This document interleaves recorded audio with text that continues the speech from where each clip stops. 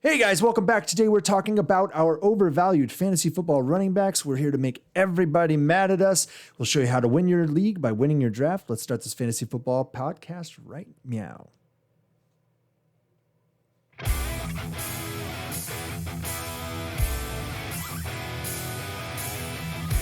Hey everyone, welcome to the Fantasy Football Upside. I am Justin, that is Kyle. Thanks for dropping by our Fantasy Football podcast and YouTube channel. We appreciate it. Kyle, we hit over 200 subs. We did. We did it. We did it. We did it. Let's pack it in. Up and go. Yep. Pack it in. Let's go. Yep. It's done. And we're done. No, we're not done because we have another content-filled week for you all. We are looking at players that are currently overvalued. And because of that, we are most likely going to avoid this year. And more specifically, today, we are hitting you with our overvalued running backs. And this might get a little controversial here. So everybody buckle up. What you got, Kyle? Yeah. Hey guys, make sure you hit that like button, hit the subscribe button. We are getting some more subscribers, so we're happy about that. But obviously we'd like to see the channel grow a little bit more. If you can help us out with that, we'd appreciate it. And don't just hit the subscribe button. Check us out every once in a while. We're going to be here all season long. We put out 5 episodes a week, and we're adding in this year, right, Justin? We're adding in a pregame Sunday stream. So that we could talk about all kinds of things that everybody needs to know, which include injuries, game time decisions, weather, all those sorts of things. Start sit questions. Any questions you got, you're going to be able to ask them. The first few weeks, I think we're going to have it open to everybody. And then after that, we're going to probably do like a combined, like open to everybody, and then go into our Patreon only membership time so that you can ask questions and make sure your questions are getting answered. All right, let's talk about our running backs. Let's do it. Let's do it. And let's do it. Yeah, right off the top, here we go. Let's start getting people mad. All right, so I've got Joe Mixon. Right now, he's going as the 8th pick, 2nd round, and he's the 13th running back off the board. I just don't see it. He's the king of overvalued every single season. I drafted him one time. I regretted it every bit after that. In my opinion, he's the Evan Ingram of running backs. He's all the promise, none of the opportunity in the end. I don't necessarily think this is a knock on Mixon. Like, that's not why I'm saying he's overvalued. I'm saying that the situation is rough for him. So that's a real problem for me. He only played in 6 games last year, but our power rankings account for, time off and time missed and all that sort of stuff, so that it's still going to evaluate him on a fair playing field. And he only finished as running back 25 in our power rankings. He had 2 startable games. One was an elite game and one was a bust. So he had 4 total games.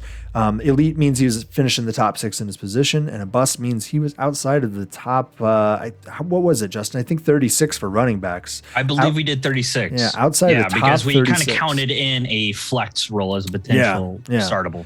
So look, the offensive line has not improved yet. They passed on Penei Sewell to take Jamar Chase.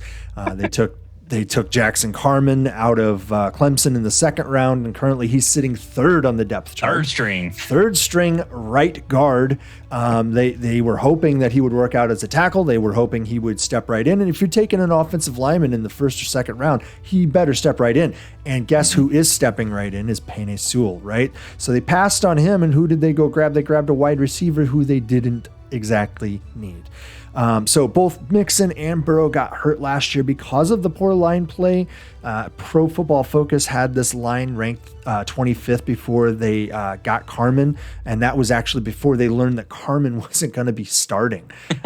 So that's really problematic. The one improvement that they noted was really is just to project the line to improve at pass blocking, just because they just said this line's going to be better at pass blocking. I'm like, well, why? And they gave no reason.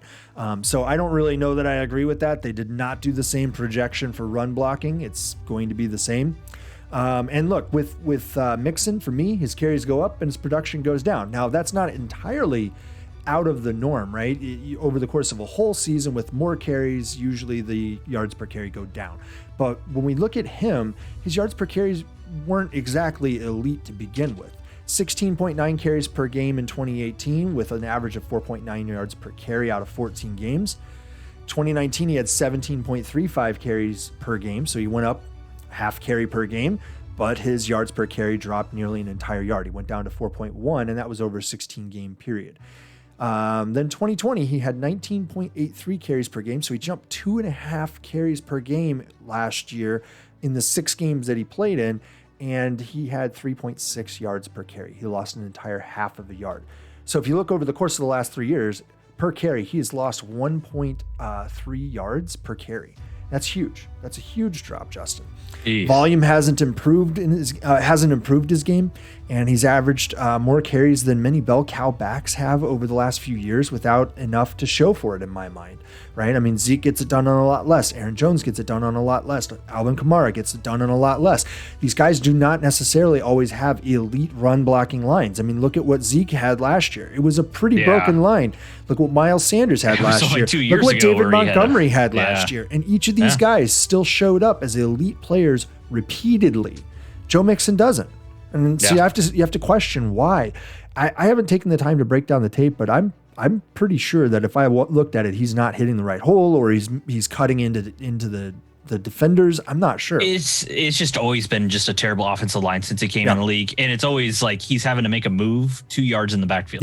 Yeah. You know what I mean? Like he's instead of just seeing the hole and just go, he actually has to bob and weave before he can even get going. So that would be my issue, because I think he's still talented. It's just Well, here's my claim. I think it's possible we've actually seen the best of Joe Mixon already.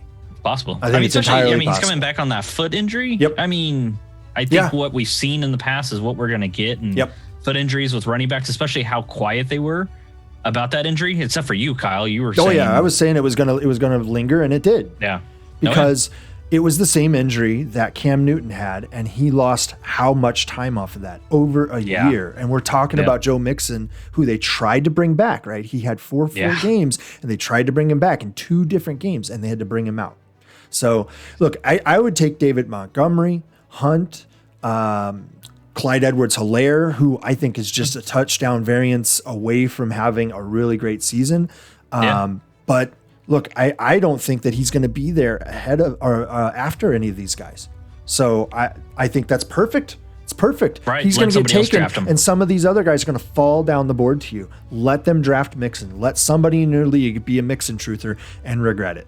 So that's what I've got. All right, Justin, hit us with your running back. I have Saquon Barkley, New York Giants. ADP is going 6th pick in the first round, everybody. 6th running back off the board. Now, these ADPs might fall a little bit when it comes to Saquon, but this is what we're going off right now. So he just came off the PUP list last week, so he rejoined the Giants. He started practicing. He made it 2 practices, and they're like, all right, we're going to pull him back. We're just going to have him skip the 3rd day. So I mean, we're already talking about it. We're already talking about that load management. Those 2 words, load management. It went from the NBA. Now we're going into the NFL. So, and this is another thing. When it comes to this preseason, we're going to have 3 preseason games. We're not going to see Saquon Barkley in any of those games. At least that's my opinion. So it's really going to be hard to judge how he looks coming off that torn ACL. And you got to remember, everybody, like running backs that run so violent, like a Saquon Barkley, they sometimes take a little longer to return from ACL injuries, except for a guy named AP, but that was a freak of nature type running back. But I think is he still in the league? I don't know. Or is he finally he's not out? signed right now. He's not signed right now, but give it just a couple more weeks when you get some more injuries out there. He's going to get signed again. Yeah. But that's the anomaly. The usual is it taking this long. I mean, he was hurt in the first week, wasn't it, Kyle? Was it first or second week of last year? Second week, I believe. Okay, we'd have to ask my brother. Yeah, we'd have to ask Dan. I mean, usually that means you're back in like 9 months, and we're already way past 9 months. So that's a little scary. That is a little scary. And because of that, I mentioned load management is a definite possibility for Barkley this year. I mean, you don't really have studs behind him. You have Devontae Booker's, Corey Clements, Alfred Morris's.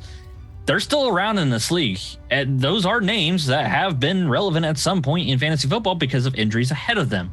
But I mean, when he is on the field, Saquon, he is dominant. But most likely the Giants are going to limit his touches this year to maximize his future potential because, guys, he was a 3rd pick overall just a few years ago. They skipped on the likes of Bradley Chubb and Quentin Nelson to draft a running back. They're going to probably want to pay him that second contract because, you're going to draft a guy top 3. and then not sign him to a second contract. And another thing is, this Giants, they have a lot of mouths to feed on the offense. I mean, it's a highly mediocre offense with Danny Dimes at QB, but they still have a lot of mouths to feed. Mm-hmm. So, I mean, in 2019, that's his last full year. In 13 games, Barkley was 60th in points per opportunity, and now he's going to get fewer opportunities. Yeah.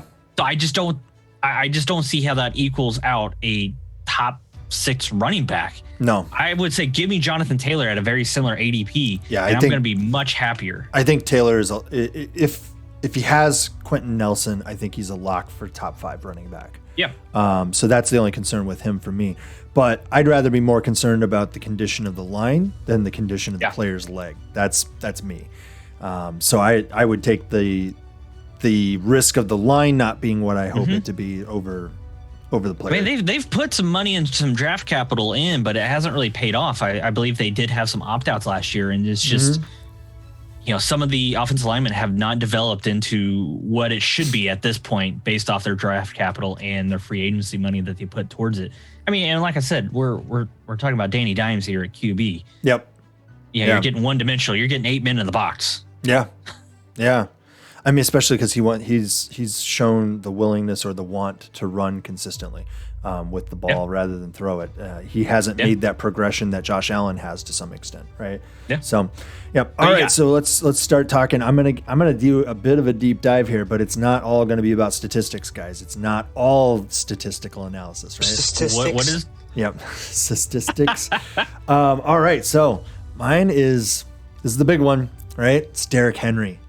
He is currently going 3rd overall, 3rd running back off the board, and I just don't think the value is there. I think that what he's more likely to do is finish as a high-end running back 2 than a top 5 running back. I made this call last year with Zeke. I got a lot of grief about that one, didn't I, Justin? And you got a lot of grief. I got a lot of people grief coming after you on Twitter. Yeah, he was going 3rd or 4th off the board. And I had people coming after me saying that was terrible. And then where did he finish? He finished where I said he would finish, north of 9th, north of 9th running back off the board, or should have been. So that's where I have him going. I think he finished as RB11 in standard scoring, and I said he shouldn't be inside top 5 picks where he was going. So I think what we're going to see this year is the wall play out. This is similar analysis to some extent that I went through with Zeke last year. And it applies in this instance to Derrick Henry. It's not the same exact analysis because with Zeke, it had to do with Mike McCarthy in a lot of ways. There is similarity to be concerned with here with Derrick Henry. All right, so Henry's going to be 27 all season long. And running backs at 27, that's usually the peak of their career. Half of them improve a little bit, half of them start to falter. It's almost like the rocker 27. Yeah. Like a lot of people don't make it past 27. Yeah. If you're in music. Yeah. So basically the wall is 28 at running back, 30 at wide receiver, and 32 at QB. Those are the walls. So for running back 27, half of them decline right then. The other half are going to continue for a little while longer. So why do I think that he is going to decline rather than continue on for a tad bit longer here? Carry totals, that's the big one. Running backs who go over 370 yards, and I've talked about this in the past. The running backs who go over 370 carries in a regular season without making the playoffs, they're going to see a 27% in total yards decline. That's a huge drop. 10% in yards per carry additionally. So if they're getting 4.5 yards per carry, they're going to drop a half yard per carry, basically. That's a huge drop. Now, here's where it gets worse. Running backs who go over 390 carries, regardless of whether or not you include the playoffs or you don't, they see a 33% drop in total yards and 11% drop in yards per carry. And Henry had 378 carries in the regular season with an additional 18 carries in the playoffs for a total of 396 carries. So he meets all of these metrics, right? And you might think, oh, who cares, right? That's just, some historical data or something like that, right? Yeah, except the league's been around 100 years, and these are the types of things that we have knowledge of going back 50, 60 years, and this historical data bears out completely. It's a really high number, too, when you really look at it. 396 carries is huge. So if he drops in yards and yards per carries like the stats show that he should, assuming he doesn't get injured, like most of these running backs who do achieve these numbers, he's actually more likely to finish in the neighborhood of his 2018 statistics, which would put him at running back 13. And he might be slightly better, he might be slightly worse, but I think that's a more appropriate number for him. Historical stats are, like I said before, statistics aren't the only wall standing in Derrick Henry's path to being a top 5 running back. Todd Downing is the new offensive coordinator. He got promoted from a tight end coach to offensive coordinator. And you think, oh, this is the third tight ends coach that the Titans have promoted to offensive coordinator. But here's the problem. Todd Downing has been an offensive coordinator before. He was offensive coordinator in 2017 for the Raiders. And that offense completely fell apart from the offense that it was before. In 2016, the rushing offense for the Raiders was 6th in the NFL at 120 yards per game, with Latavius Murray, DeAndre Washington, and Jalen Richard, right? Not exactly guys who are going to be setting the world on fire. And then that was with a different offensive coordinator. Todd Downing gets the job, 2017. They dropped to 25th in the NFL in rushing, and they are averaging 97 yards per game with Marshawn Lynch, DeAndre Washington, and Jalen Richard, right? So he has a premier running back, a bruiser who can kill people up the middle, beat people around the edge. Who's that sound like? It sounds exactly like our friend Derrick Henry, right? And so I think he's got a lot of stuff standing in his way right now, and I'm extremely concerned, and I'm not spending the 3rd overall pick on a guy who's standing in front of many walls. And I mean, he's done a lot to run through walls and run through defenses, right? But I don't think you're going to get the full season out of him. The risk of injury is extremely high when these guys come in, have this total amount of carries. The arguments that I've seen against this data says that it's not that the data isn't right. It's that the data means something different, or that the data is the result of something different, and that the causation of the drop isn't the carry total. It's that no running back is going to last for 16 games, now 17 games, 2 years in a row. And so there's always going to be that drop, is what they're saying. And that these guys who achieve these carry totals, they played every game. And so that's why they're expected to have the drop the next year. I think that it is a little of that, but I think it's also a little bit of the fact that these guys get hurt because they got a lot of wear and tear on their body. Even big guys like they're getting hit all the time. I mean, he's a big guy. Well, that means it's a bigger target. Yeah. Yeah. It's a lot bigger target for people to hit. It's a target that people don't like to hit. Yeah, of course. But, he takes a lot of abuse. He really does. And they really tried.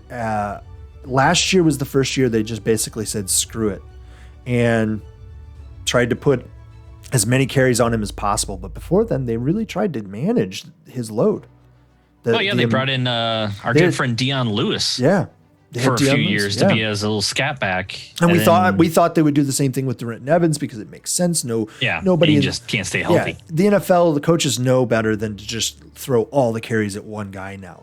Usually the split is somewhere in the neighborhood of 70-30, 60-40. Last year, I don't know what it was. I would be surprised to see if it made it to 90-10. I would. So, yeah. I couldn't tell you who was the backup besides Derrick Evans, so. Yeah, I don't know. And Derrick Evans got hurt too last year. I think that was part of the problem.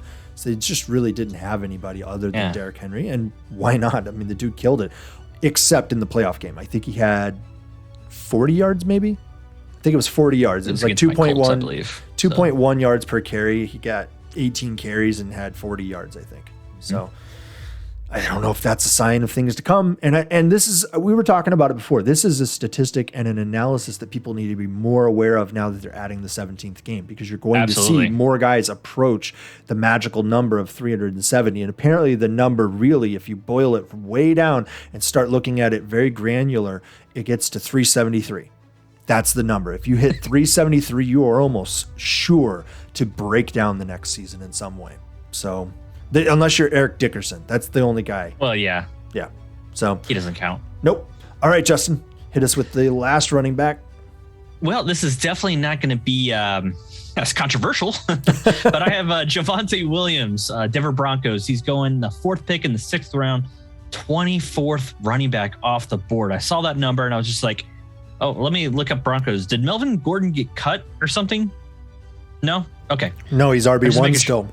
Yeah. I mean, I get it when it comes to this because I myself love rookie running backs as well. But we got a guy that's still the number one running back on the team in Melvin Gordon, who's also going into his contract year. He was signed to a 2-year deal. This is year 2. And the Broncos are going to want to get as much as possible out of Melvin Gordon before they either let him walk or he goes signs elsewhere. My best guess is he's going to sign elsewhere. Let the big dog eat. Yeah, exactly. Let the big dog eat. And that's what's going to happen. Melvin Gordon's going to eat because he wants to get that next contract as well. I mean, he finished as the 13th best running back Melvin Gordon did last year. And now splitting time with Phillip Lindsay. Can we double check that? Oh my gosh. I know. Isn't that crazy? Yeah. He finished as a 13th. It was a very quiet 13th because it was the Denver Broncos last year. And, because of the quarterback play, it was quite terrible to really watch. I am hoping at least it's going to be a better offense with potentially Teddy Bridgewater, or does good old Drew Lock, does he make a huge progression right now? Does he make that next step? I just don't know if this offense can even handle 2 fantasy relevant running backs. It's not that kind of offense, in my opinion. My guess is no. And if it does produce one, it's going to be Melvin Gordon, who is the veteran, who is the running back, who, although missed the first game, he still played in 15, which is pretty rare for Melvin Gordon. But here's the thing. I've talked all about Melvin Gordon. I said Javonte Williams. I really like Javonte Williams coming out of the draft. He is incredibly talented. That's not what I'm saying. He is going to be a stud in fantasy football, but I will not be drafting him until 2022. That's the thing. It just doesn't make sense yet because he has Melvin Gordon in the way. And I think 2022 is going to be a great, great fantasy football player. You just got to wait a year, everybody. Yeah. Yeah, I think it's just too soon. It's too soon for him. I don't think that he gets... he's not going to get RB1 level carries. And so I'm just not looking at it. Look, he's 24th running back off the board, so it's not terrible, but it is overvalued. He's probably not going to get there. This offense is going to have a decent number of negative game scripts. They just don't have a consistency in the passing game to be able to help the running game really work. I'll take the running back going after him, the 25th running back, which happens to be Melvin Gordon. Yeah. Yep. Yeah, I think it's funny that you get to spend the same price in the draft and get one or the other. It's just put your marker down. Which one am I going to bet on? Is red or black? Nope. I guess if you're on the turn, it's a double zero don't be wheel. That guy and draft both of them. Yeah. It's about as bad as taking 2 tight ends in the first 2 picks, or second and third round, right? Yeah. So something like that. Yep. All right, guys, that's going to do it for this episode of Overvalued Fantasy Football Running Backs. Hopefully that helps you out, makes you second guess your first round picks and a few other picks there. Look, as much as people want to bet that their first round pick is always going to be a certainty, it's not. And it's not just injury related. There are a lot of movers up and down the board in the first 12 running backs, first 6 running backs even. And so we're here to try to help you figure out which one you should be taking, which one you should be passing on. Let somebody else make the mistake and say, whoa, why'd you pass on that guy? And, instead you go and take your guy. That's the way it works. 2 years ago, I went and I had the 5th pick. I thought it was a bit of a reach, but I wanted Dalvin Cook. I went and grabbed Dalvin Cook. It was the right move. It was his first big season that he had. And that's what you have to do, is you have to have a little bit of guts. You have to say, I don't like any of these other guys. I want my guy, and you go do it. All right, guys, that's it for this one. We'll be talking about overvalued wide receivers tomorrow. So hopefully you can hang around with us on that one. Hit that subscribe button, and we'll see you then. Talk to you later. Bye. See ya.